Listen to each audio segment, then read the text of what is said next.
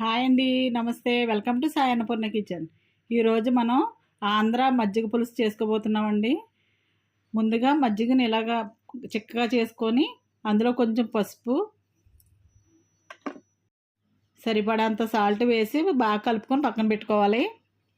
ఇలా బాగా కలుపుకోవాలండి. ఇలా చిక్కగా ఉంటేనే బాగుంటుందండి మజ్జిగ పులుసు. కొంతమంది పలచగా కూడా చేసుకుంటారు, కానీ ఇలా చిక్కగా ఉంటేనే టేస్ట్గా ఉంటుంది.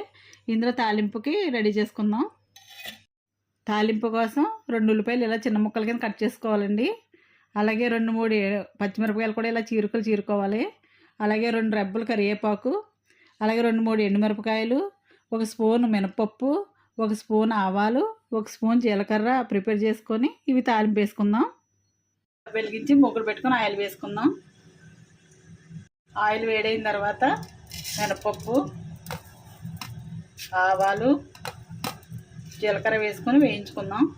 పోపు వేగిన తర్వాత అలాగే ఎండుమిరపకాయలు కూడా వేసుకొని వేయించుకుందాం. ఎండుమిరపకాయలు కూడా కొంచెం వేగిపోయిన తర్వాత కరివేపాకు వేసుకుందాం. తర్వాత పచ్చిమిరపకాయలు, ఉల్లిపాయలు కూడా వేసుకొని బాగా వేయించుకోవాలండి. ఇలా తాలింపు అంతా బాగా వేగిపోయిన తర్వాత ఇది పెరుగులో వేసేసుకుందాం. ఈ తాలింపుని ఇలా పెరుగులో వేసేసుకుందాం అండి. ఓకే అండి, మజ్జిగ పులుసు రెడీ అయిపోయింది. మీకు ఈ వీడియో కనుక నచ్చినట్లయితే లైక్ చేయండి, షేర్ చేయండి, కామెంట్ చేయండి. మా ఛానల్ని సబ్స్క్రైబ్ చేయండి. Thank you.